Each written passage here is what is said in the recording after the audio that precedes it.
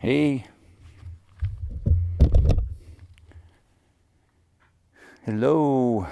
Hello, my name is David, and this is Evolving Coherence. Today I'm gonna be diving into and exploring the whole giving up thing. Hey, my name is David, and I wanted to make this video just to let you know if you're out there and you're working on something that you really care about and it's in alignment with your higher purpose, your soul's destiny, or just something that really makes you happy and content and enthusiastic, and you're working towards like some kind of project, don't give up.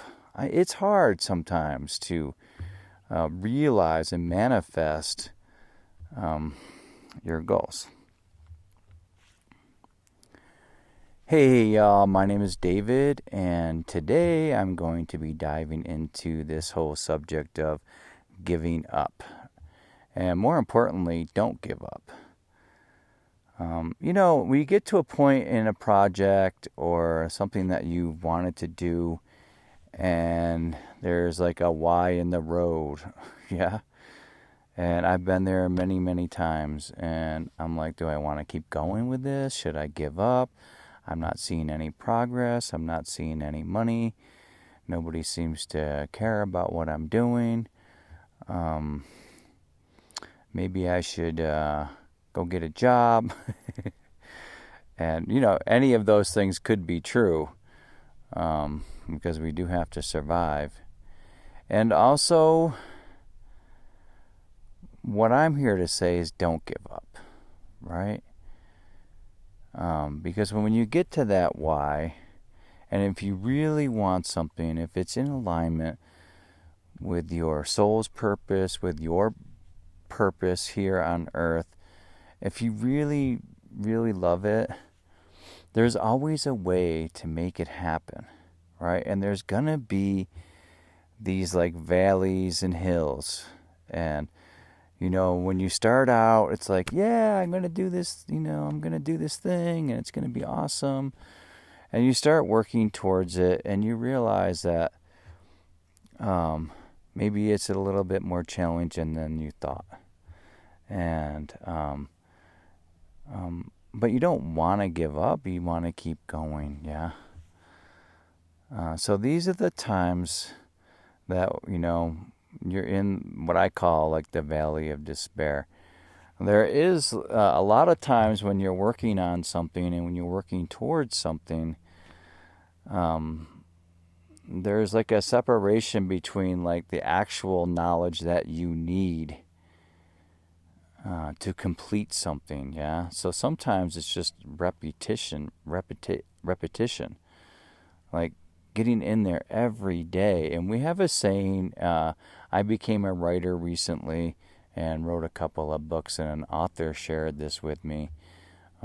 It's the sitting in the seat method.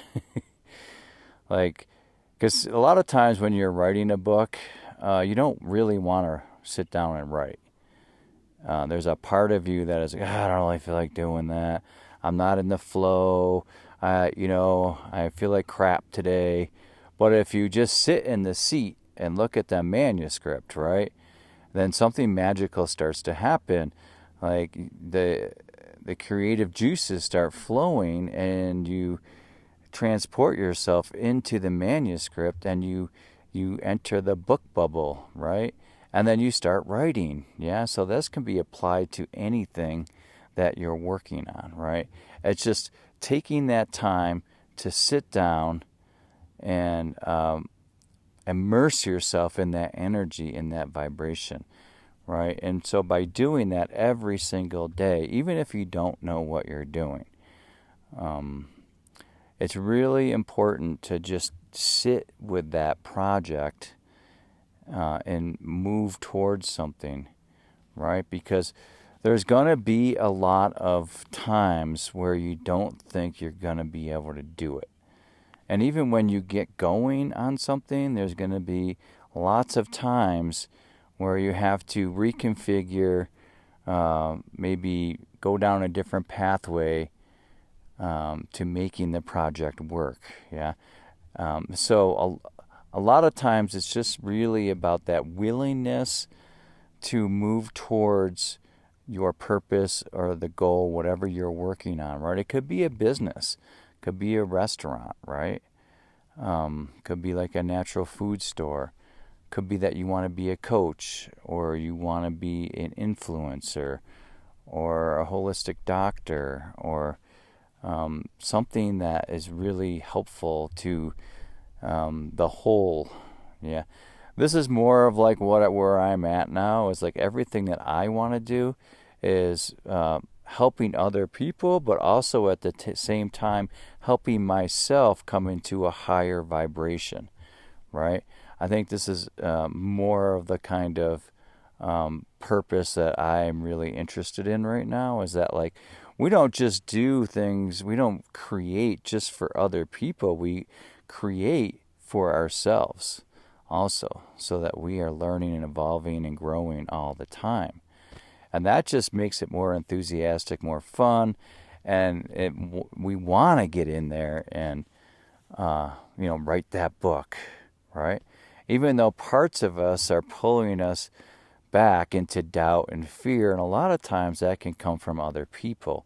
So we really, be careful about who you're sharing your ideas and your new projects with. Imagine it like a seed, yeah? So you have the seed, the origin seed of your business or whatever you're working on, right? It could be you're going to school. Like I said, it could be anything, right? That origin seed, yeah? It comes with like this genetic coding from the universe, right? And it's like, okay, here's the seed. We have these ideas, but it's, it's coming through us, but it's not necessarily from us. I know people are like, oh, I don't know, but like, there is a higher intelligence that is working through us that we are a part of, that we are this higher intelligence. So we're given this seed, and then we have to really take care of the seed, just like any seed. We have to germinate it, and that's a really sensitive time for the seed, right? Because if the seed has too much water or too much sun or the temperature's not right, it doesn't want to germinate. So the very beginning stages of your project really need to be held in deep care, right? And don't, put the boundaries up and only allow those folks in who want to support you, okay? Or those folks who have knowledge of growing that seed. And then once the seed starts to germinate, it starts to put down roots into the ground, right? And that's what we're doing at first. We're creating a structure that we can follow, so we don't get, so we don't come into like this kind of chaotic node, right? And so the roots are really the structure and the foundation of the seed, right? And so like creating a structure for your project before you jump in is a really great way to be able to ground it, and also to create that resilience that you're going to need, right? The plant doesn't fall over when the wind blows because it has roots, yeah?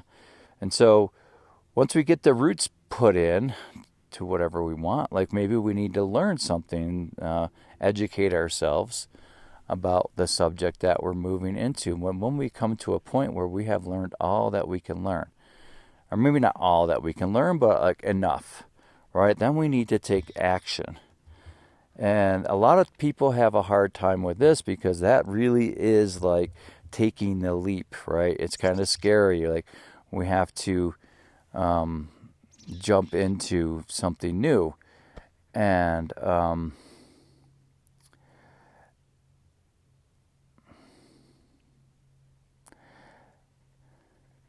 this is the point where a lot of people do give up. And, what can happen too, y'all, is like, I've had some pretty significant failures over my lifetime. But when I look back, at the time, they seem like failures, like a business went out of business. I had a really bad breakup with a partner, a business partner. And that really affected me in a really, deep way. And at the same time, when you give it some space, failures really aren't failures. A lot of times they're the roots for the next project, okay? Like anything that we have done and tried and put our heart into and it didn't work, we can take that experience and then we can use it for the next project that we're working on, the next business, right? So when that happened to me, that pretty big failure happened to me, when I did give up, I walked away. And I think that was probably one of the harder things for me, was to, deal with that walking away part. And that's something that's happened throughout my life, and now I see a pattern of that. Me walking away from relationships, me walking away from projects. That really goes back to childhood. I just remember, and I love my father, but, I remember him being like, I would be like, oh, I don't know. He'd be like, oh, just give up, just do something else. Like, he never supported me in like staying like in something that I was trying, like baseball or jobs or whatever I was doing. If I would say, oh, it's really hard, he'd be like, oh, just give up. And so I kind of learned that as like as a coping mechanism, and there's just so many reasons why, like, you get to a certain point and you don't want to move forward. And if you're in that place right now, I'm making this video for you. Just keep with it because it's going to work out, okay? You just stay with it. If you don't have enough money, okay? If you don't have the skills, if you don't have the opportunities, if you're living in your car, I don't know, and there's no way I could possibly become a nature guide. There's no way I could possibly become a writer. There's no way I could open a retail store. I have nothing. I'm telling you, there's a way. There's always a way. And I'm going to tell you the story right now. This is like an old company that I had. This is, kind of tells you my age.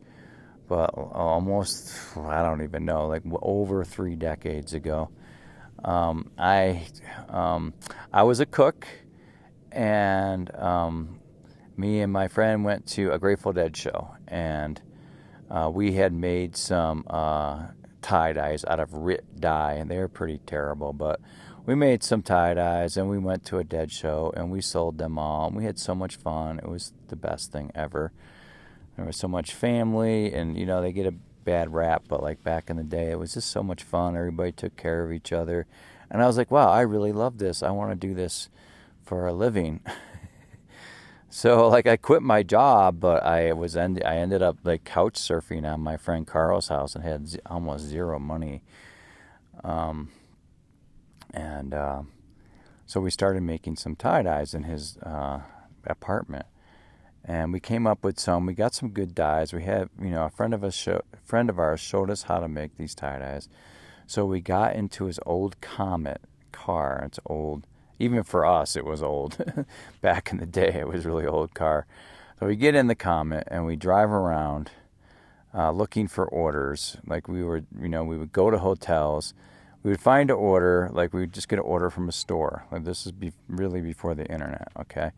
And then we would go to the hotel room, make the tie-dyes, and deliver the order. And then, and it was kind of sketchy because we're in hotel rooms dying, put a tarp down and everything. It was crazy.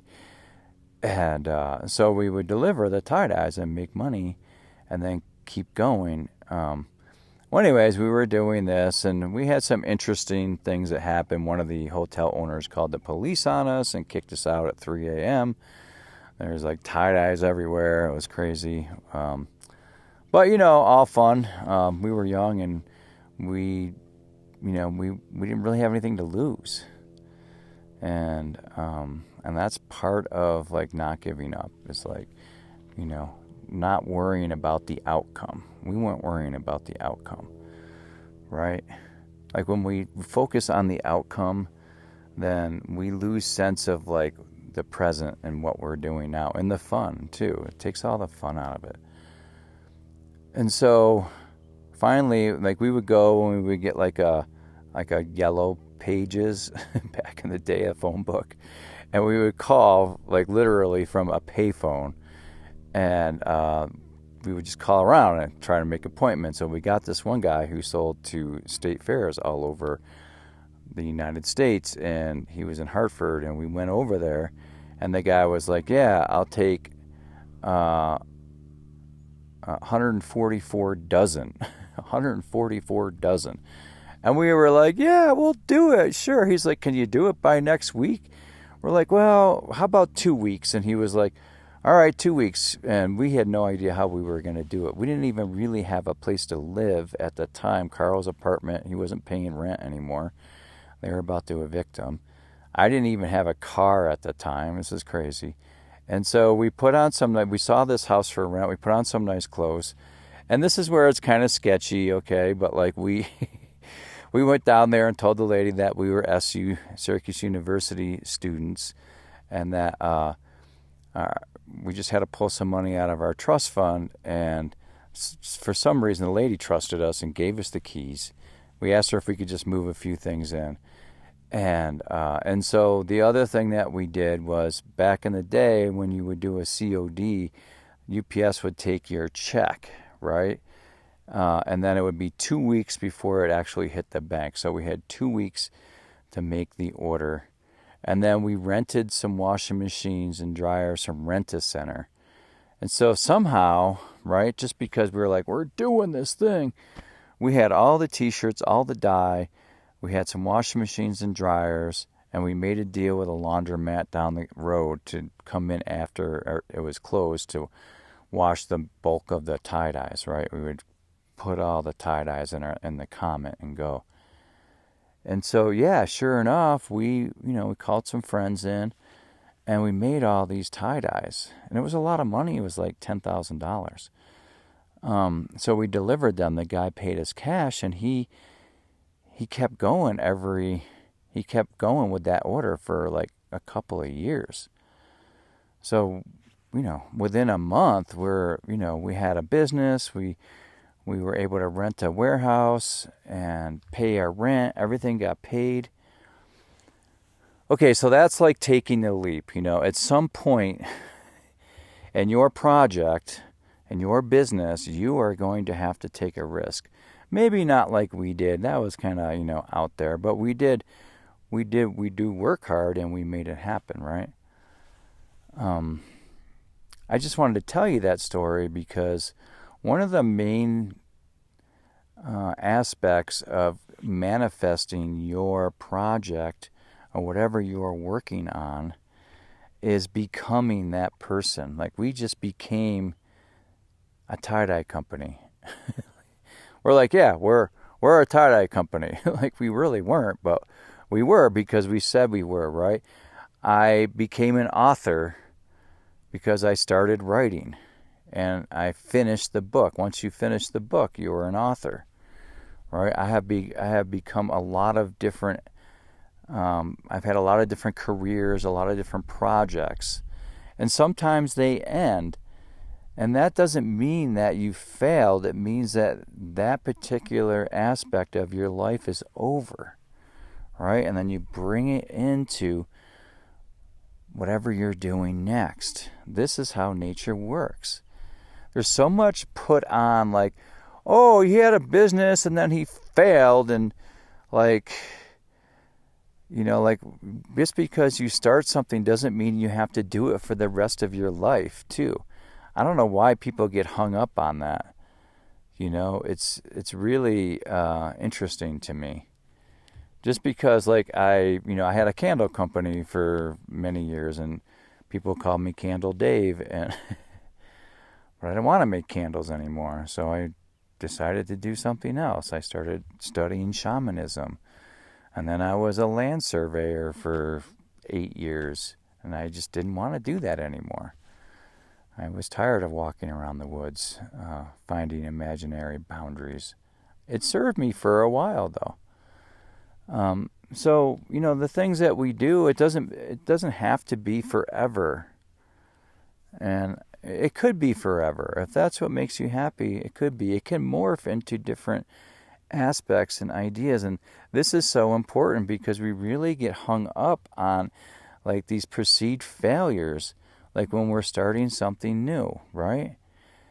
And I feel like, I look back at these times when I was really young and I was just like, yay!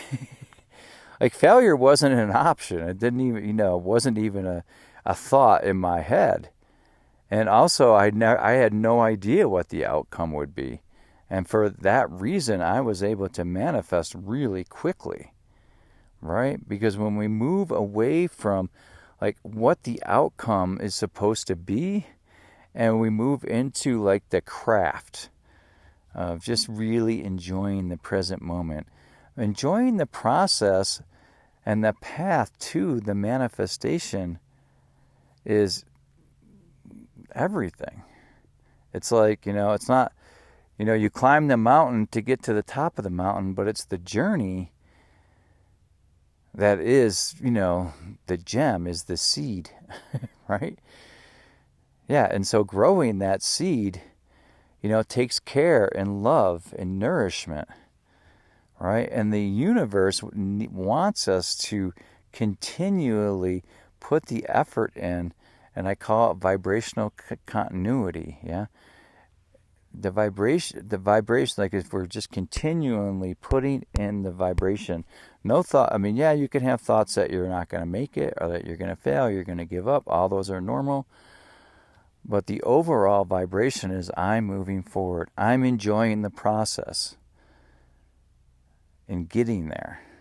And once I get there, I'll realize that the process isn't over. It just keeps moving and moving towards something new and something different and refining and being honest and authentic with yourself.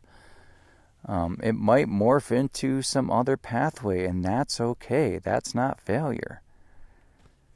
Right? What we thought where we were headed might not be the actual destination. So, yeah, I've making,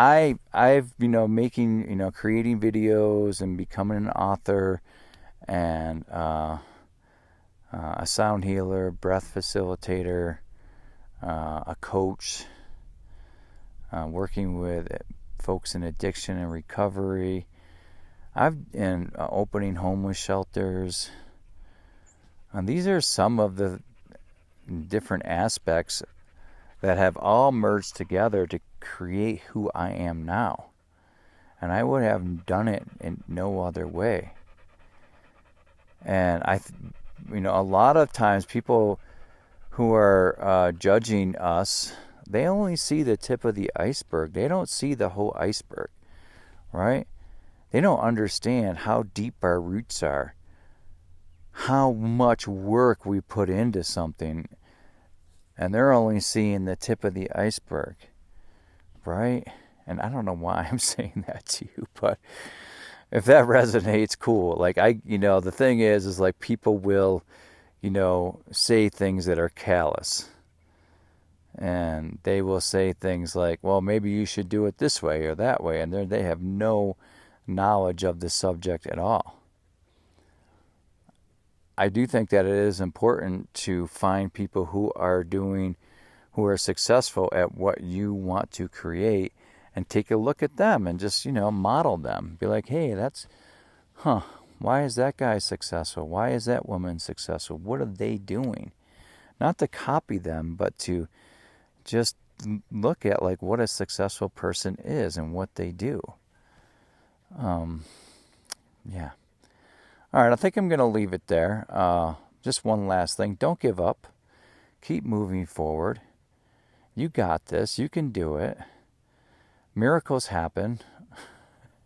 Right? You're only like one opportunity away from realizing your goal. And that could happen tomorrow or today. All right, y'all. Love you. Have a great day.